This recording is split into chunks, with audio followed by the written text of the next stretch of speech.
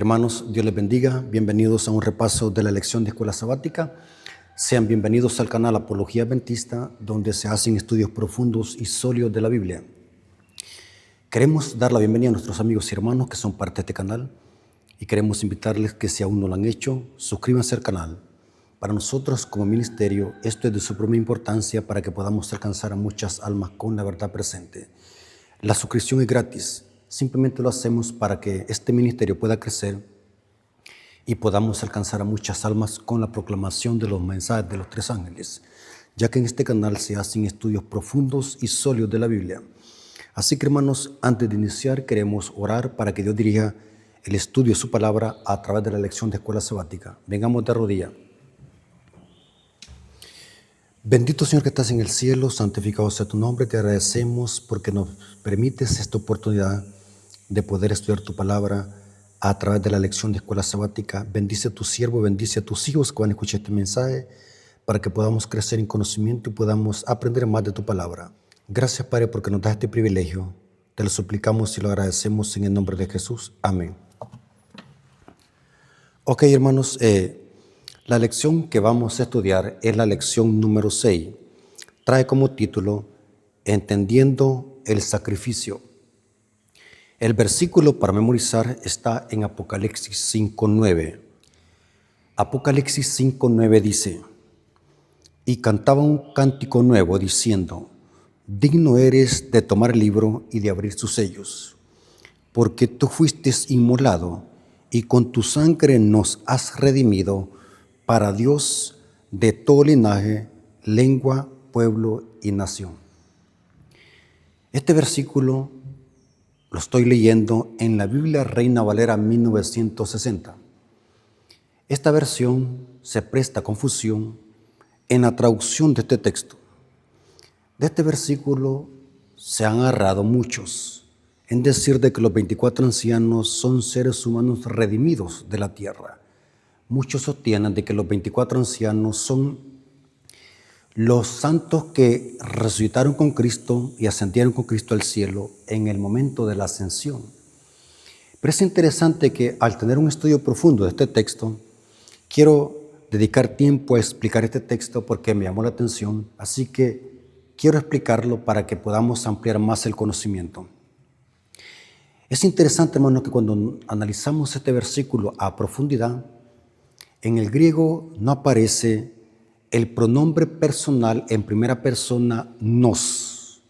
O sea que el texto no está incluyendo a los 24 ancianos como decir de que ellos mismos han sido redimidos.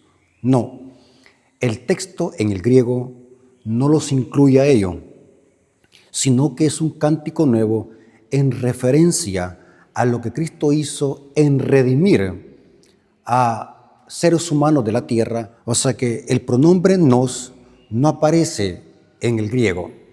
Esto lo pueden corroborar en muchos comentarios y en otras versiones de Biblia que traducen correctamente este texto. El pronombre nos lo suprimen. El nos es un pronombre personal en primera persona que en griego no aparece.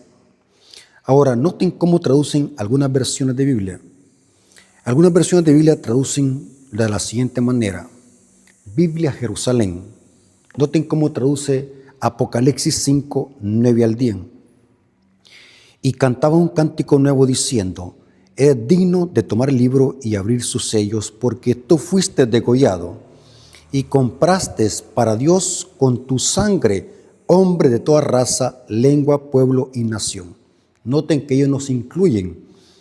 En el griego no se incluyen ellos, sino que simplemente están afirmando lo que Cristo hizo en redimir a seres humanos caídos. Y con tu sangre compraste para Dios hombre de toda raza, lengua, pueblo y nación, y has hecho de ellos para nuestro Dios un reino de sacerdotes que reinarán sobre la tierra. Ahora, ¿por qué decimos de que este versículo en la Reina Valera 60 está mal traducido? Porque la Reina Valera y muchas Biblias más añaden el pronombre personal nos. Porque vamos a ver de que este cántico nuevo no solamente lo cantan los 24 ancianos, sino que también lo cantan los 4 seres vivientes, que son 4 querubines. Es inconcebible pensar que también los 4 seres vivientes, que son 4 querubines, hayan sido caídos y que Cristo los redimió. Es inconcebible, porque este cántico nuevo lo están cantando ambos grupos, los 24 ancianos y los 4 seres vivientes. O sea, por el contexto, es incorrecto pensar de que los 24 ancianos son seres humanos redimidos. Esto lo corrobora el versículo 8 de Apocalipsis 5. Apocalipsis 5, versículo 8 dice, noten que este cántico lo cantan ambos grupos, los 4 seres vivientes y los 24 ancianos. Y cuando hubo tomado el libro, los 4 seres vivientes y los 24 ancianos, noten, 4 seres vivientes y 24 ancianos se postraron delante del Cordero. Todos tenían arpas y copas de oro llenas de incienso, que son las oraciones de los santos. Y después dice el versículo 9 que cantan el cántico nuevo. Por lo tanto, por el contexto, es inconcebible pensar de que los 24 ancianos y los 4 seres vivientes sean seres humanos redimidos. Por lo tanto, el nos no aparece en el texto griego. Es interesante, hermanos, cuando analizamos los 24 ancianos y los 4 seres vivientes, vamos a notar, son seres que no son parte de este mundo. Ahora, ¿cómo lo sabemos? Los 4 seres vivientes simbolizan a los 4 querubines. Esto lo notamos en la visión que vio Ezequiel. Ezequiel capítulo 10, versículo 20 al 21. Este versículo demuestra que los 4 seres vivientes son 4 querubines. Ezequiel capítulo 10, versículos 20 al 21 dice, estos eran los mismos seres vivientes que vi debajo del Dios de Israel junto al río Quebar, y conocí que eran ¿qué? Querubines.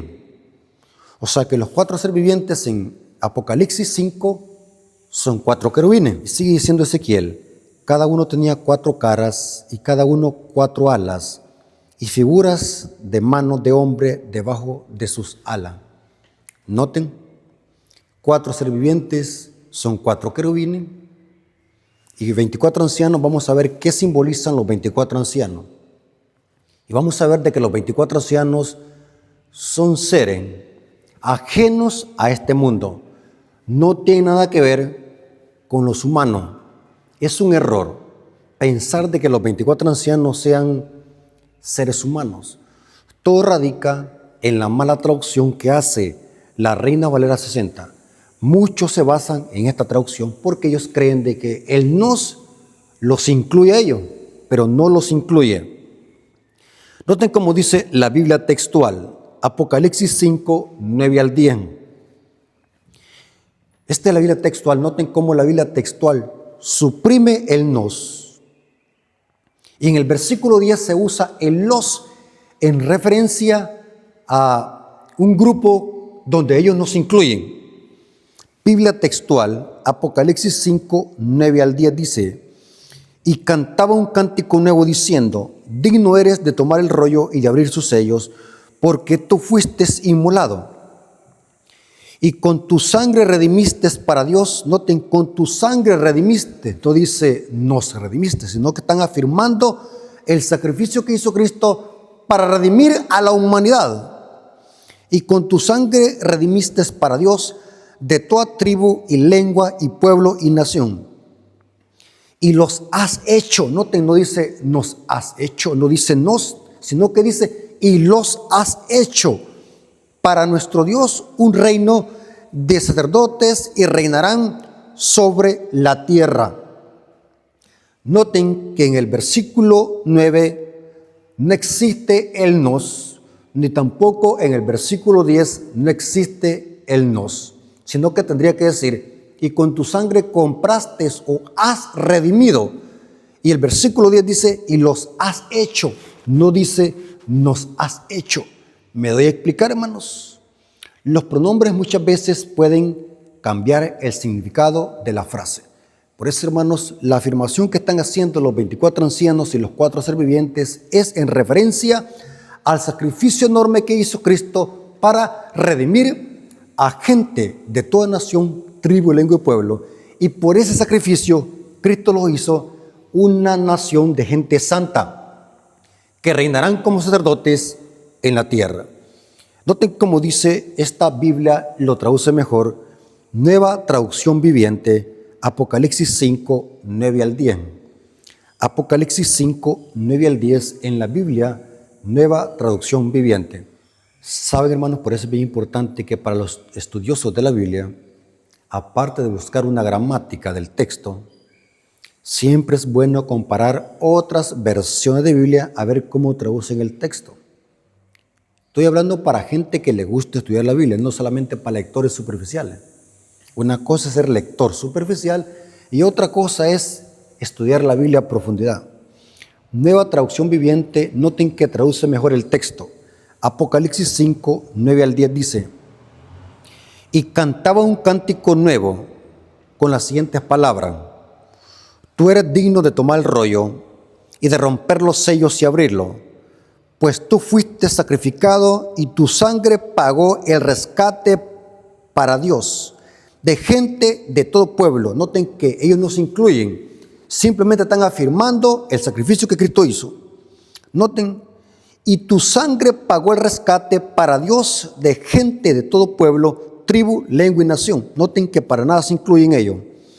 Y los has transformado en un reino de sacerdotes para nuestro Dios y reinarán sobre la tierra.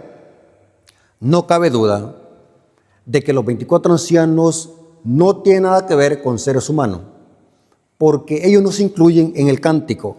El cántico que cantan los 24 ancianos y los 4 seres vivientes simplemente es un cántico de glorificación y de loor para exaltar lo que Cristo hizo con su sangre, de redimir, de rescatar gente de toda nación, tribu, lengua y pueblo. Y por ese sacrificio Cristo nos ha hecho a los redimidos un reino de sacerdotes y gente santa para reinar sobre la tierra. Entonces la pregunta es, si los 4 seres vivientes son 4 querubines, según el libro de Ezequiel, ¿quiénes son los 24 ancianos? Si no son seres de este mundo, entonces, ¿quiénes son los 24 ancianos? La Iglesia Adventista del Séptimo Día tiene un conocimiento más profundo de estos temas porque poseemos el don de profecía. Las iglesias protestantes tienen un conocimiento parcial de la Biblia porque no tienen el don de profecía. Ellos interpretan la Biblia a su modo, no tienen un conocimiento profundo de la Biblia, mientras que los adventistas del Séptimo Día tenemos el don de profecía, que nos ayuda a amplificar lo que dice la Biblia, en este caso sobre los 24 ancianos. Y vamos a ver que el espíritu de profecía manifestado en la sierva del Señor dice de que los 24 ancianos son ángeles fuertes como representantes de los mundos no caídos. En otras palabras, cada mundo que aún no ha caído en pecado tiene un ángel como representante. Y Elena de White le llama ángeles fuertes como representantes de los mundos no caídos. El número 24 simplemente es simbólico. Representa al gran Sanedrín de todo el universo. El número 24 estaba representado por el Sanedrín judío. Eran 24 ancianos. Pero el número 24 debe de interpretarse como un número completo para representar el gran Sanedrín de todos los representantes de los mundos no caídos, que son ángeles fuertes. Cada mundo no caído tiene un ángel que lo representa. Y Elena de White le llama ángeles fuertes. Y como dije, los 24 ancianos representan los ángeles fuertes como representantes de los mundos no caídos. Esto lo corrobora Elena de White en el libro Manuscritos Liberados, volumen 12, página 296 a la 297. Elena de White está comentando Apocalipsis 5:5. Ahora, ¿qué dice Apocalipsis 5:5? Noten cómo dice: Aquí Juan está hablando.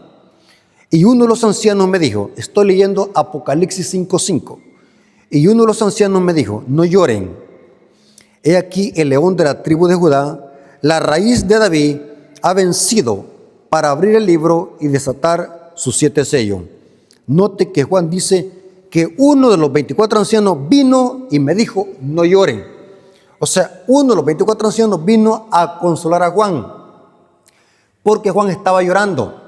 No veía quién era digno para abrir el libro y desatar su sello, hasta que se presenta Cristo como un cordero inmolado que venía de la tierra. Es interesante lo que dice el libro Manuscritos Liberados, volumen 12, página 296 a la 297.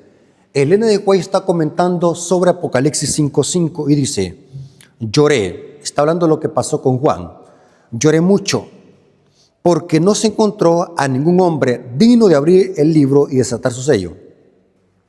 Y dice, la visión tal como se presenta a Juan hizo su impresión en su mente. El destino de cada nación estaba contenido en ese libro. Juan estaba angustiado por la total incapacidad de cualquier ser humano o inteligencia angélica para leer las palabras e incluso mirarlas, hablando del libro que tenía 7 sellos. Y dice, su alma se forjó hasta el punto de agonía y suspenso, que uno de los ángeles fuertes se compadeció de él. Noten que Juan dice que uno de los 24 ancianos, y Elena de White dice, uno de los ángeles fuertes vino para consolar a Juan. Uno de los ángeles fuertes se compadeció de él, apoyando su mano sobre él y le dijo, no llores, he aquí el león de la tribu de Judá, la raíz de David, ha prevalecido para abrir el libro y desatar sus 7 sellos. Noten, hermano, no cabe duda que la interpretación que los 24 ancianos son ángeles fuertes como representantes de los mundos no caídos es correcta del pueblo adventista del séptimo día. Esto significa, hermanos, que Apocalipsis 4 y Apocalipsis 5 es una visión del trono, es una inauguración del trono, y desde esa perspectiva se debe interpretar Apocalipsis 4 y Apocalipsis 5 es cuando Cristo se presenta como un cordero inmolado. O sea, la escena de Apocalipsis 4 y Apocalipsis 5 es una inauguración del trono, no es una sala de juicio como se presenta en Daniel 7:9. El énfasis de Apocalipsis 4 y 5 es una sala de entronización, es una inauguración del trono. Esto están de acuerdo la mayoría de teólogos y eruditos de la iglesia adventista, que Apocalipsis 4 y Apocalipsis 5 debe de entenderse desde la perspectiva de la inauguración del trono. Es una inauguración, es una sala de inauguración. Y el coro celestial inicia a cantarse cuando se presenta a Cristo como un cordero inmolado, que viene triunfante y victorioso de la tierra. Noten qué interesante. Ahora pasemos al día domingo. El día domingo trae como título Sacrificios inútiles en signo de interrogación. Sacrificios inútiles.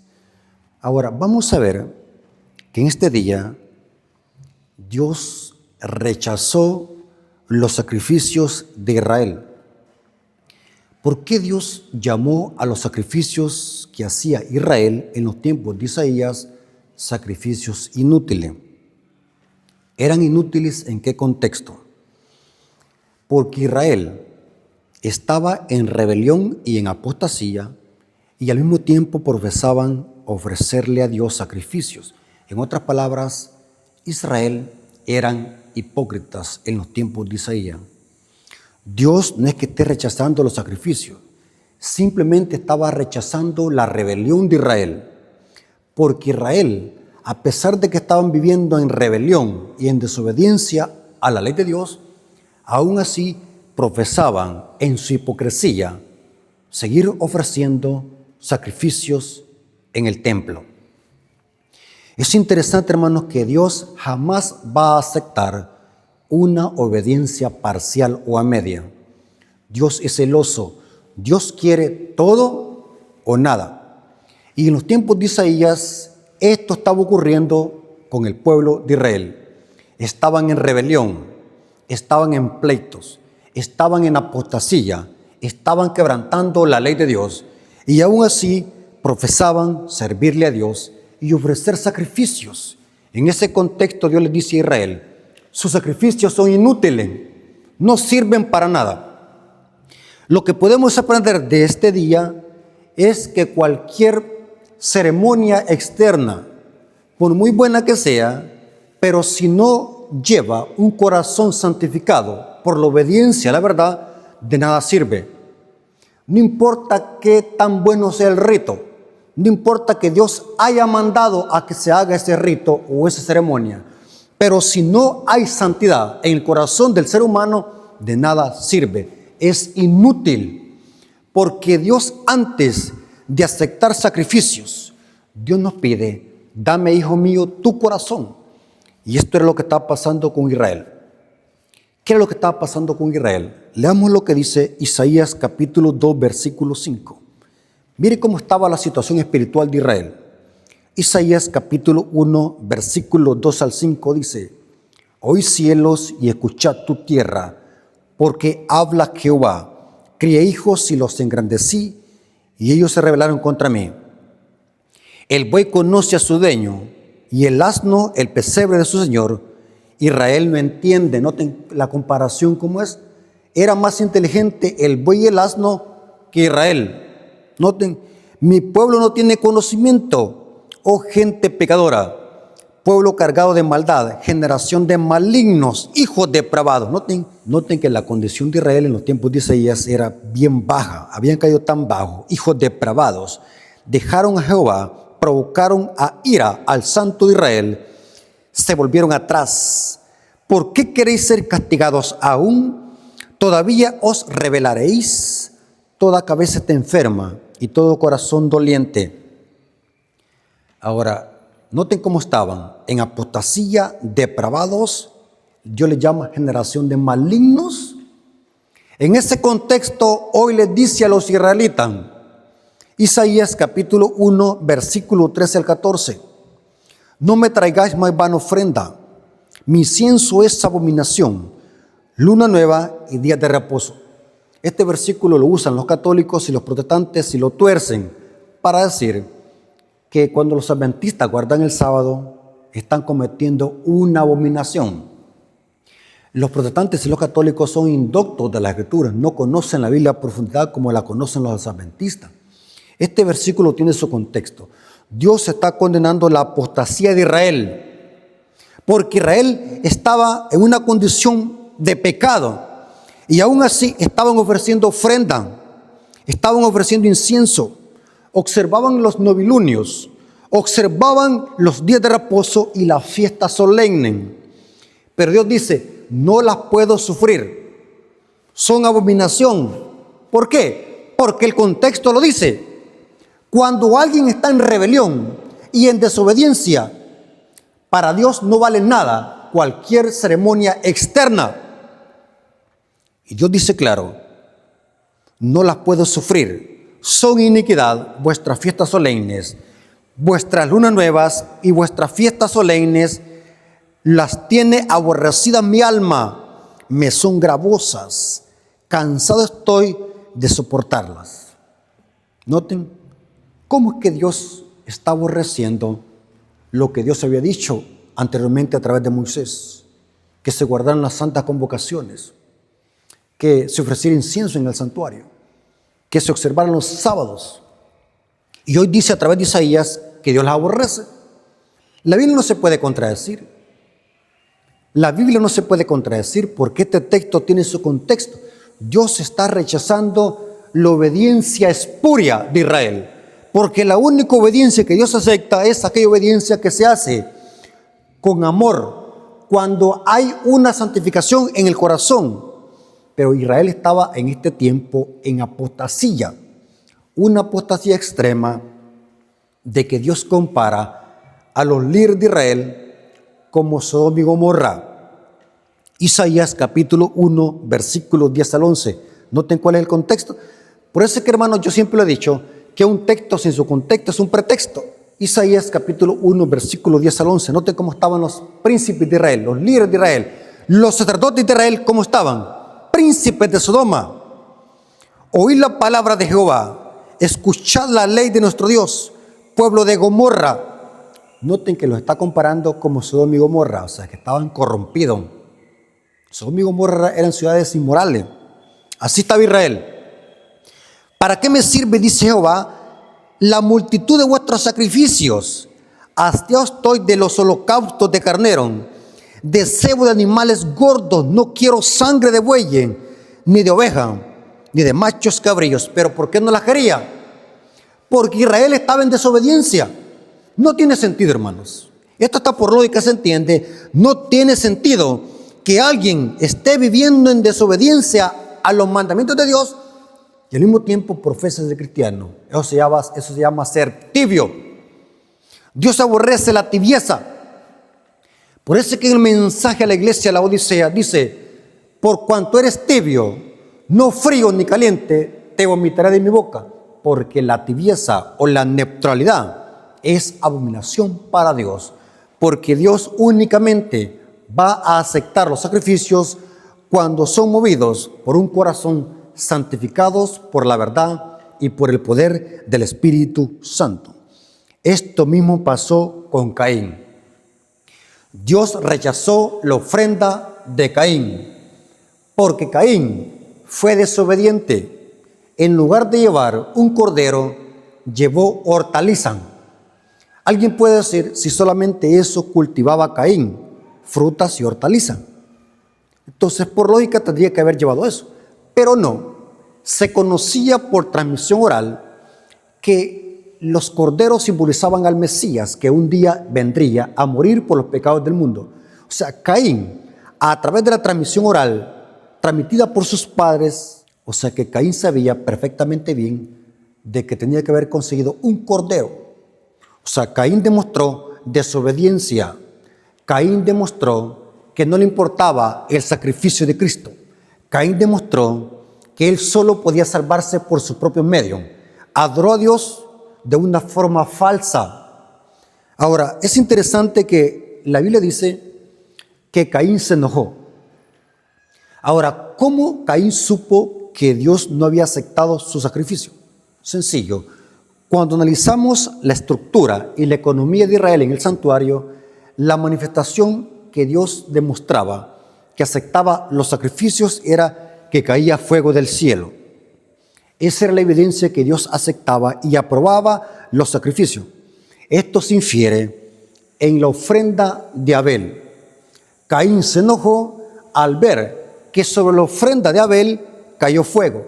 Esta era la evidencia. Se puede inferir por las otras referencias bíblicas que encontramos en toda la Biblia. La manifestación que Dios aceptaba un sacrificio era de que descendía fuego del cielo. O sea, Abel demostró que sí amaba a Dios y lo hizo a través de una ofrenda. Caín demostró rebelión, apostasía, salvación por obra. Y en ese contexto, noten cómo dice Hebreos 11:4, hablando de Abel y su sacrificio. Hebreos 11:4 dice: por la fe Abel ofreció más excelente sacrificio que Caín. Claro, Caín demostró rebelión. Caín representa a los que al final de la historia tendrán la marca de la bestia. Y Abel representa a los justos que guardan los mandamientos. Esto lo corrobora el libro Historia de la Redención. Noten cómo dice el libro Patriarcas y Profetas, página 52 a la 53. Patriarcas y Profetas, página 52 a la 53. Abel comprendía los grandes principios de la redención. O sea que esos sacrificios simbolizaban a Cristo y su redención. Y Abel lo hizo con ese principio. Abel lo hizo con esa fe puesta en el Mesías. Por eso era bien importante que se tuviese un concepto claro de lo que simbolizaban esos sacrificios de corderos y toros en el santuario. Pero en los tiempos de Isaías, Israel había perdido de vista por completo el significado sagrado de esos sacrificios. y estaban en una terrible rebelión.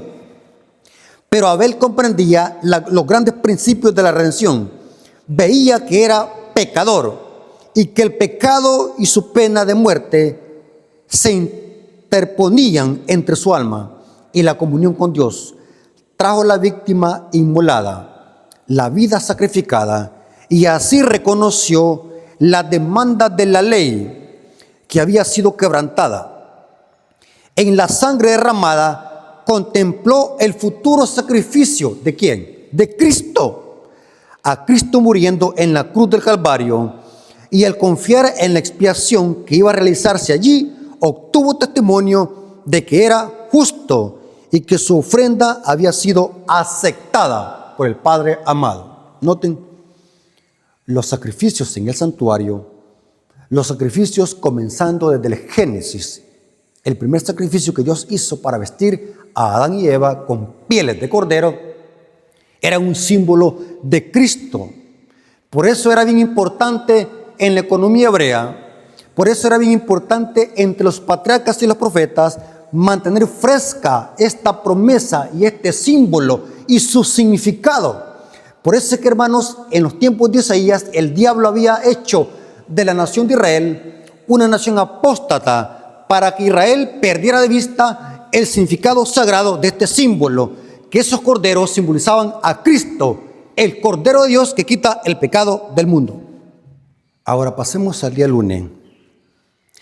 El día lunes trae como título sangre de toros y de machos cabríos. Es importante, hermanos, que para comprender este día, o lo que viene hablando este día, el ofrecer sacrificios por la culpa era parte de la ley típica ceremonial del santuario en la economía hebrea. O sea que el hecho de sacrificar corderos y machos cabríos, eso era la ley ceremonial. Era una ley que Dios la había establecido en la economía de Israel para mantener fresca la promesa de la venida del Mesías como cordero. Por eso es que noten como dice Levíticos 7:37. A esta ley se le llama ley ceremonial. Levíticos 7:37. Esta es la ley del holocausto, de la ofrenda, del sacrificio por el pecado, del sacrificio por la culpa, de las consagraciones y del sacrificio de pan. Esto era lo que se hacía tarde y mañana en el santuario. Se le conocía como el continuo, el tamid, ofrecer sacrificios tarde y mañana. Se le conocía como la ley ceremonial. ¿Cuál era la función de esta ley? Noten que en la economía hebrea estaba la ley moral de Dios, que eran los 10 mandamientos. Cuando alguien quebrantaba los 10 mandamientos, eso era pecado y tenía que ir a conseguir un cordero como sacrificio. O sea que en la economía hebrea estaban las dos leyes, la ley moral de Dios y la ley ceremonial. La ley moral señalaba lo que era el pecado y la ley ceremonial señalaba a Cristo como la única solución al problema del pecado. O sea que la función de la ley ceremonial era señalar que Cristo como Cordero era la única solución al problema del pecado, lo que es el pecado, transgresión de la ley. No cabe duda que los profetas y los apóstoles y todo judío tenía que conocer perfectamente bien qué simbolizaban los corderos. Lastimosamente la nación judía en los tiempos de Cristo estaba ciega. No podía comprender de que esos corderos eran un símbolo del Mesías. Juan 1:29. Noten Juan el Bautista cómo entronizó a Cristo y lo señaló y dijo. Al siguiente día vio Juan a Jesús que venía a él y le dijo: he aquí el Cordero de Dios que quita el pecado del mundo. Noten que estaba una gran cantidad de judíos y fariseos allí escuchando el mensaje de Juan. Si eran tan inteligentes y sabios como suponían serlo, cuando escucharon la palabra Cordero, tenían que transportarse al santuario. Tenían que transportarse al Génesis y recordar que esos corderos eran símbolo del Mesías y que en ese instante estaba siendo presente el verdadero Cordero. Y Juan lo está señalando. He aquí el Cordero de Dios que quita el pecado del mundo. Porque esos toros, esos machos cabríos, esos corderos, simbolizaban al Mesías. Ahora, pero es bien importante comprender lo siguiente. Aunque esos corderos simbolizaban al Mesías, eran un símbolo, no una realidad. La realidad es Cristo. Los corderos no podían quitar los pecados, simplemente eran un símbolo, una representación de Cristo. O sea que los judíos, al sacrificar un cordero, tenían que hacerlo pensando en Cristo, no pensando en el animal, porque no era el animal que perdonaba pecados, sino que era Cristo. El animal solamente era un símbolo, y ese era el mensaje que Dios quería transmitir con estos sacrificios, comenzando desde el Génesis. Siempre cuando un profeta adoraba o cuando un patriarca adoraba, dice que hacía un holocausto y sacrificaba un cordero o un toro, porque eso demostraba adoración, simbolizando a Cristo como el cordero. Por eso es bien importante comprender que el perdón de pecados no se hacía con el animal, sino que simplemente el animal era un símbolo o un medio, pero quien perdonaba pecados era Dios a través de Cristo, el verdadero cordero. Esto lo corrobora el libro de Hebreos. El libro de Hebreos capítulo 10, versículo 4 al 7 dice que no eran los sacrificios que perdonaban pecado. No era eso. Eso era simplemente un símbolo. Muerto Cristo, ese símbolo perdería su significado. Noten, Hebreos capítulo 10, versículo 4 al 7. Porque la sangre de los toros y de los machos cabríos no pueden quitar los pecados. Noten, porque la sangre de los toros y de los machos cabríos no pueden quitar los pecados. Por lo cual entrando en el mundo dice, sacrificio ofrenda no quisiste, mas me preparaste cuerpo. Holocaustos y expiaciones por el pecado no te agradaron. Entonces dije, he aquí que vengo, oh Dios, para hacer tu voluntad, como el rollo del libro está escrito de mí. Este rollo del libro es una referencia al Salmos 40, versículos 7 al 8. Pero noten, Dios no era que se complacía en que Israel estuviese matando corderos y derramando sangre. Dios no se complacía con eso. Dios no se complacía ver que los pobres animalitos sufrieran. Dios solamente quería plasmar de que el único que puede perdonar pecados es Cristo, el verdadero cordero. Por eso es que dice, porque la sangre de toros y machos cabríos no puede quitar los pecados. Por eso, hermanos, la ley que quedó abolida o que se le puso fin en la cruz fue la ley ceremonial, la ley de ritos y sacrificios. Cuando Cristo dijo, consumado es, estaba diciendo que el sistema ceremonial judío había caducado.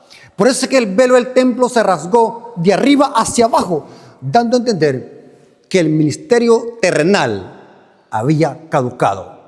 Ahora empezaba a inaugurarse con un sacrificio mejor, el santuario celestial. Cristo murió en el atrio que representa el planeta Tierra, donde morían los corderos.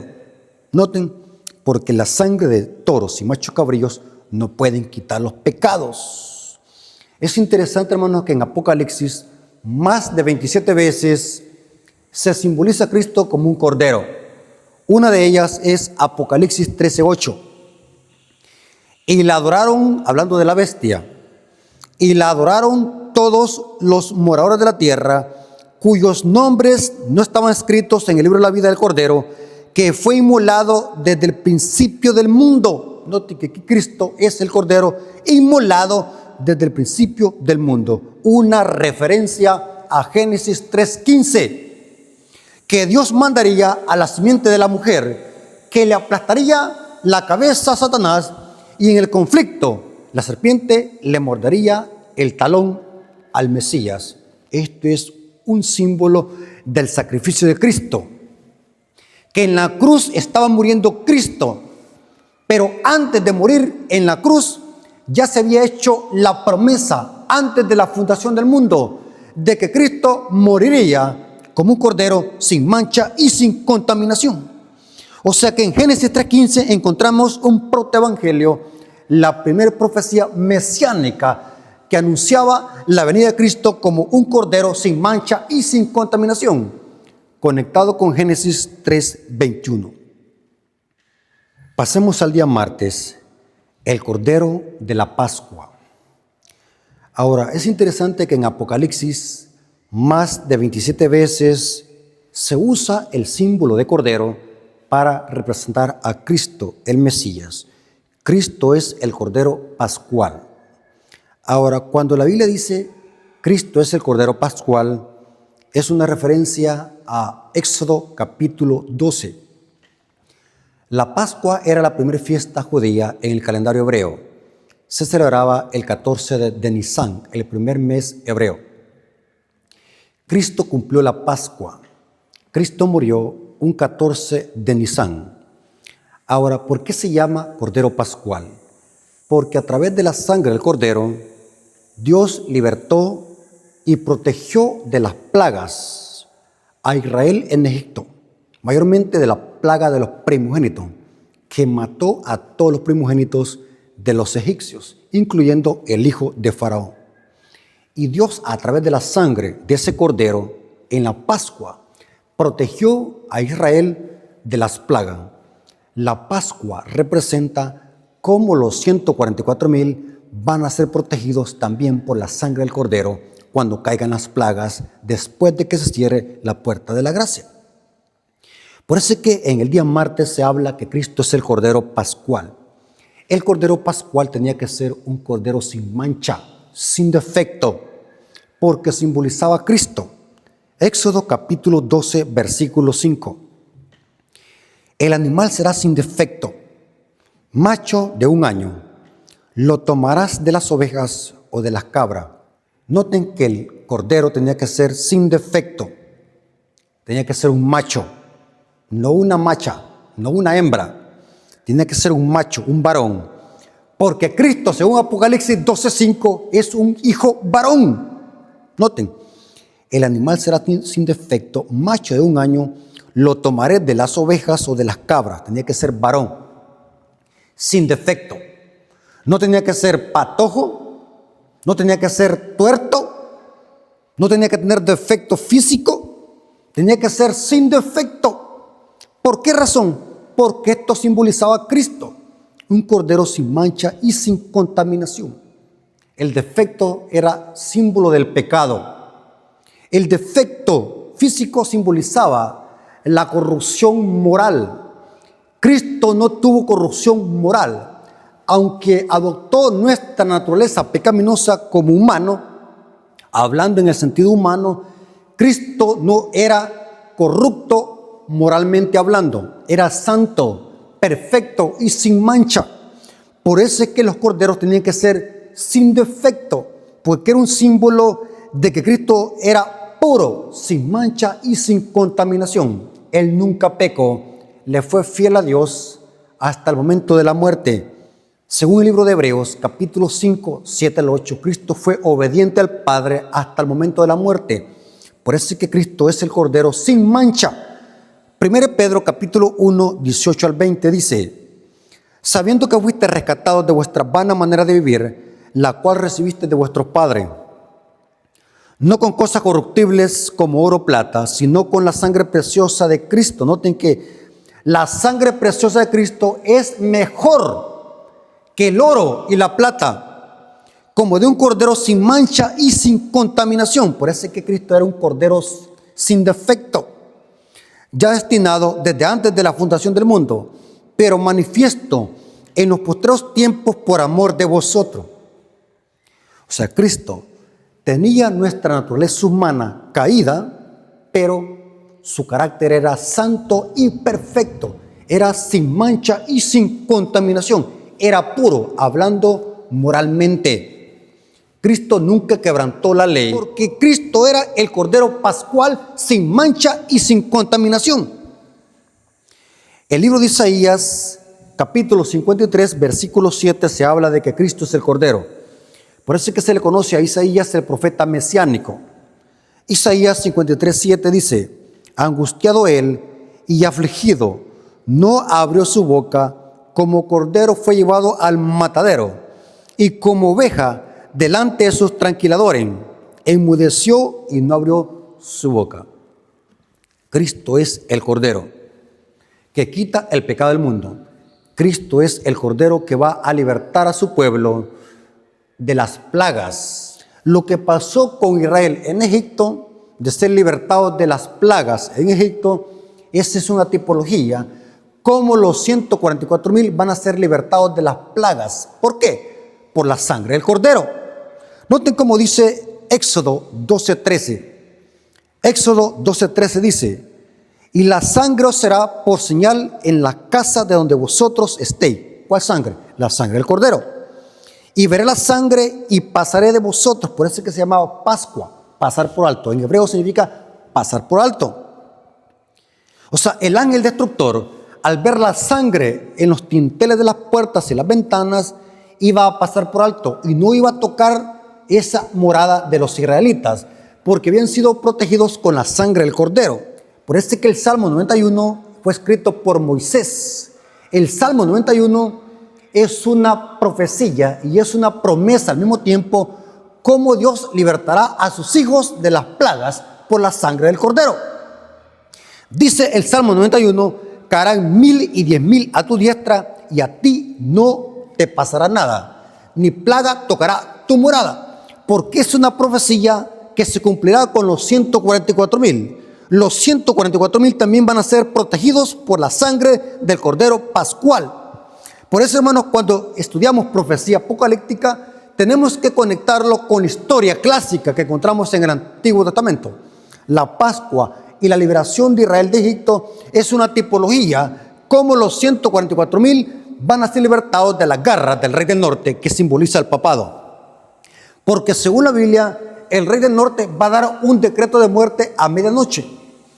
Y en el momento donde están cayendo las plagas, esas plagas ponen iracundos a los enemigos de la ley de Dios y persiguen al pueblo de Dios para tratar de matarlo.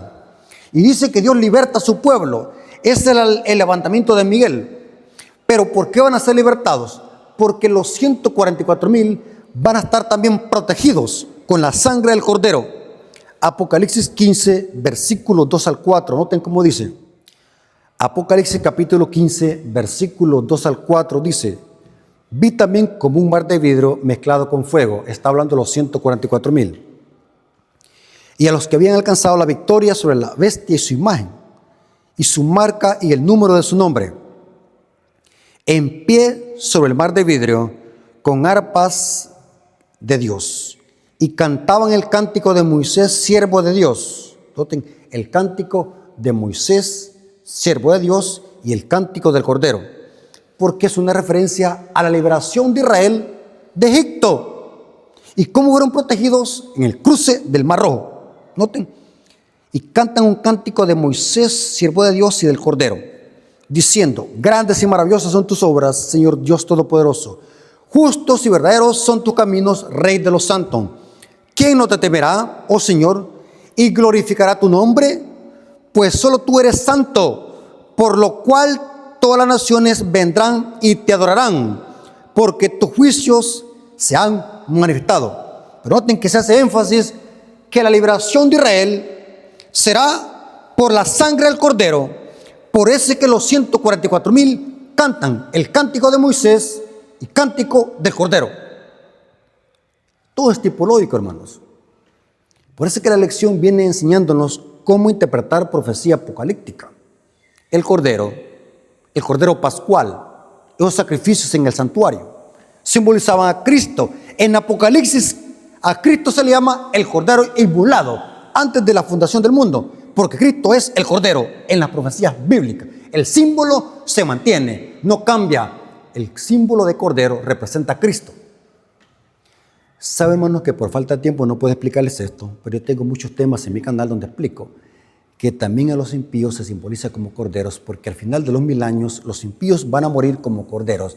Al final de los 1,000 años va a haber un holocausto.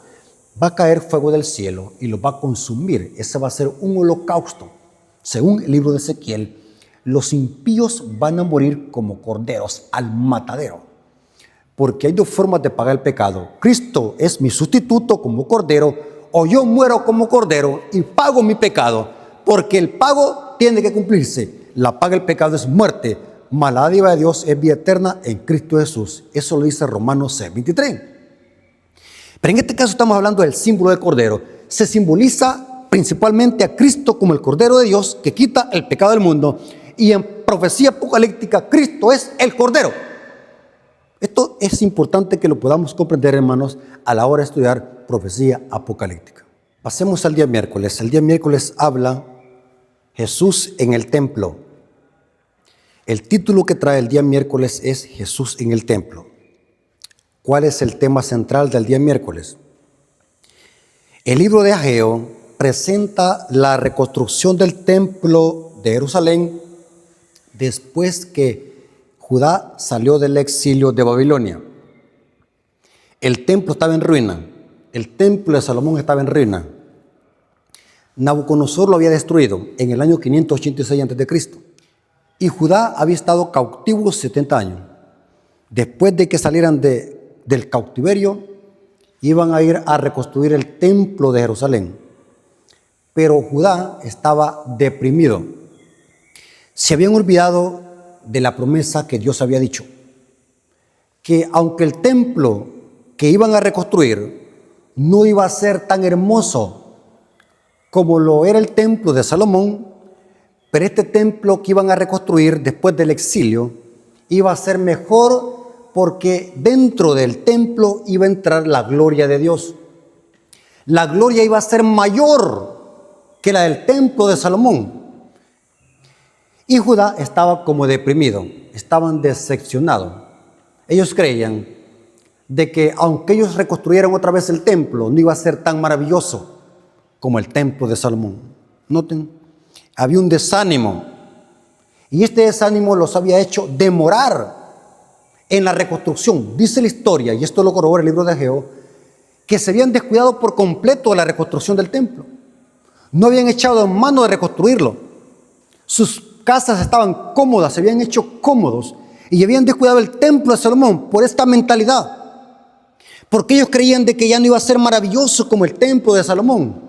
Y Dios les dice a través del profeta Ageo, noten cómo dice, Ageo capítulo 2 versículos 7 al 9, aquí está la promesa, para animar al pueblo, para alentar al pueblo, que no tuviesen esa mentalidad pobre, de que ya solamente porque no iban a tener una estructura igual como la del templo de Salomón, eso no era el por qué no iban a echar mano a la reconstrucción, porque Dios había prometido que la gloria iba a ser mayor. Noten cómo dice Ageo capítulo 2 versículos 7 al 9. Ageo capítulo 2 versículos 7 al 9 dice, y haré temblar a todas las naciones, y vendrá el deseado de todas las naciones. De aquí se cree de que Elena de White sacó su título para el libro, deseado de toda la gente. Y vendrá el deseado de todas las naciones, y llenaré de gloria esta casa, la que iban a reconstruir. Ha dicho Jehová de los ejércitos, porque mía es la plata y mío es el oro, dice Jehová de los ejércitos. Y ahora noten cómo Dios hace el contraste. La gloria postrera de esta casa será mayor que la primera. O sea que si el templo de Salomón era hermoso por dentro, porque ahí se manifestaba la gloria de Dios, la Shekinah, esa luz hermosa. Ahora dice Dios a través de Ageo, hoy en este templo que van a reconstruir, esta gloria va a ser mayor que la primera. Ha dicho Jehová de los ejércitos, y daré paz en este lugar, dice Jehová de los ejércitos. ¿Saben de que esa gloria de Dios que iba a entrar a ese templo que iban a reconstruir los judíos era Cristo? El templo que existía en los días de Cristo era este templo que se había empezado a reconstruir en los días de Ageo, y que Herodes lo había remodelado por casi 40 años, dice la Biblia. O sea, en el templo que Jesús entró era este mismo templo que se había empezado a reconstruir en los días de Ageo. Y esta gloria a la que se refería Dios era Cristo. Cristo fue el que entró a ese templo, porque la gloria de Dios es Cristo, según Juan 1:14. Esto lo corrobora Mateo 21:12. Entró Jesús en el templo. O sea que la gloria de Dios era Cristo. Y era mayor, porque en el templo de Salomón era una luz preciosa, era la presencia de Dios que se manifestaba en medio de los querubines, la Shekinah. Pero ahora en el templo de Ageo, podemos decir así, que existía en los tiempos de Cristo, Cristo en persona, la gloria de Dios entró. Se cumplió la profecía de Ageo. La gloria postrera de esta casa será mayor que la primera, porque Cristo entró en persona al templo. Y entró Jesús en el templo de Dios y echó fuera a todos los que vendían y compraban en el templo. Y volcó las mesas de los cambistas y las sillas de los que vendían palón. En Mateo 21:12, Cristo entra en el templo para purificar el templo. Y en Mateo 24:1, Cristo sale del templo porque sobre los judíos iba a caer una maldición que se cumplió en el año 70, cuando los romanos destruyeron el templo, porque Israel, o sea, los judíos, rechazaron al Mesías. Y por esa causa vino una destrucción en el año 70 por parte de los romanos. Y la salida de la gloria de Dios del templo simbolizaba destrucción. Mateo 24:1 dice, cuando Jesús salió del templo, o sea que esto significa, vuestra casa os será desierta. Vuestra casa quedará desierta. El templo de Jerusalén quedó desértico porque Cristo salió y la gloria de Dios era Cristo. Lo más importante del templo no eran los pilares, no eran las columnas, sino que era Cristo lo que embellecía ese templo. Y al salir del templo, ese templo que tanto apreciaban los judíos, quedó desértico, quedó vacío. Los judíos, por rechazar al Mesías, vino una destrucción sobre ellos. Eso lo corrobora la historia. En el año 70 de nuestra era, el general Tito Vespasiano destruyó a Jerusalén y los muros de Jerusalén.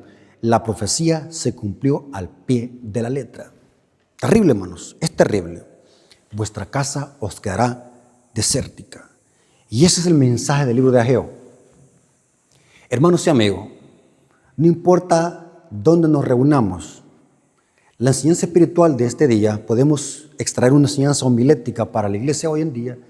No importa, hermanos, dónde nos reunamos, porque la iglesia no son las cuatro paredes. Esto le podemos llamar casa de oración, templo le podemos llamar, pero lo que hace que la iglesia sea iglesia es la presencia de Dios cuando su pueblo se reúne. Cristo dijo, donde están 2 o 3 congregados en mi nombre, allí estoy yo en medio de ellos, porque es la gloria de Dios, Cristo, que le da sentido a todo. Así que gloria a nuestro Dios por ese hermoso privilegio de que Cristo more con su pueblo. La gloria de Dios es Cristo, que iba a adornar ese templo, que iba a ser reconstruido en los tiempos de Ageo. Ahora, hermanos, pasemos al día jueves. El día jueves trae como título, tú creaste todas las cosas. Dios es el creador de todas las cosas. El diablo no puede crear ni dar vida. El diablo no puede dar vida a nadie. El diablo no puede resucitar a muertos. Si alguien se aparece como un difunto, supuestamente que ha resucitado, es un demonio. El diablo no puede dar vida. Los muertos nada saben. Porque la Biblia dice que el único creador de los cielos y la tierra, el único que puede dar vida, porque Él es vida en sí mismo, es Dios, el creador de los cielos y la tierra.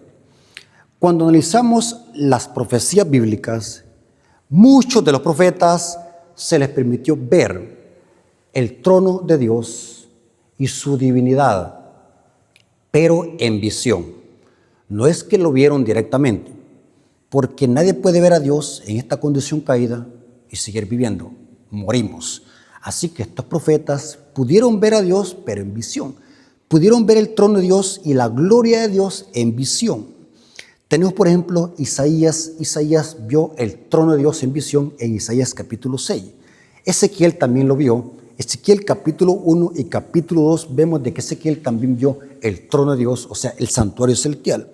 Y el apóstol Juan en Apocalipsis también vio en visión el trono de Dios, o sea, el santuario celestial. Y es interesante que algo que se ve que es común en estos profetas es que siempre que ven la gloria de Dios, ellos expresan la santidad que hay en Dios. Por ejemplo, Isaías glorifica a Dios y su santidad. Isaías capítulo 6, versículo 3. Los serafines glorifican y exaltan la santidad de Dios. Isaías capítulo 6, versículo 3 dice: y el uno al otro daba voces diciendo: Santo, santo, santo, Jehová de los ejércitos, toda la tierra está llena de tu gloria. Noten que los serafines y los querubines glorifican a Dios por su santidad, porque Él es el Creador, es santo, 3 veces santo. Los 24 ancianos en Apocalipsis 4:11 glorifican a Dios porque Dios es el Creador. Apocalipsis 4:11 dice: Señor, digno eres de recibir la gloria y la honra y el poder, porque tú creaste todas las cosas y por tu voluntad existen y fueron creadas. Por eso es que el día jueves dice: tú creaste todas las cosas. Porque siempre que los profetas veían a Dios en visión, siempre que los profetas podían ver en visión el trono de Dios y su gloria en el santuario celestial, glorificaban a Dios por sus atributos, por su santidad, porque Él es el Creador. Noten, un caso también interesante de estas visiones es que los profetas podían ver su pecaminosidad. Al estar delante de la presencia de Dios en visión, se sentían que no eran dignos porque eran pecadores. Eran hombres que se sentían humillados hasta el extremo, que no merecían tener ese privilegio de ver la gloria de Dios. Esto lo dice Isaías capítulo 6, versículos 5 al 7. Entonces dije: ay de mí que soy muerto, porque siendo hombre inmundo de labios y habitando en medio de un pueblo que tiene labios inmundos, han visto mis ojos al Rey, Jehová de los ejércitos. Y voló hacia mí uno de los serafines. Esta palabra serafines es el que quema o el que arde. Eso significa la palabra serafín, el que quema o el que arde, porque los serafines son seres de fuego. Y noten cómo dice Isaías: tomando del altar con sus tenazas, tocando con él sobre mi boca, dijo: he aquí que esto tocó tus labios y es quitada tu culpa y limpio tu pecado. Hermanos, qué precioso mensaje que nos viene trazando la lección de escuela sabática. Hermanos, Dios les bendiga. Espero que hayamos aprendido la importancia de conocer los símbolos, en este caso lo que simboliza el Cordero, con referencia a las profecías apocalípticas. Dios les bendiga y que la honra y la gloria haya sido para nuestro Dios, y que siempre podamos estar pendientes de estos estudios para que podamos aprender. Compartan este material con amigos y familiares, con iglesia, para que puedan ellos siempre estar pendientes de estos temas y puedan aprender mucho más de lo que sabemos. Así que la honra y la gloria sea para nuestro Dios. Vengamos de rodillas. Bendito Señor que estás en el cielo, santificado sea tu nombre. Te agradecemos porque nos permitiste estudiar la lección de escuela sabática. Gracias, Señor, por este estudio. Gracias por tu amor y tu misericordia. Te lo agradecemos en el nombre de Jesús. Amén. Mis hermanos, Dios me los bendiga.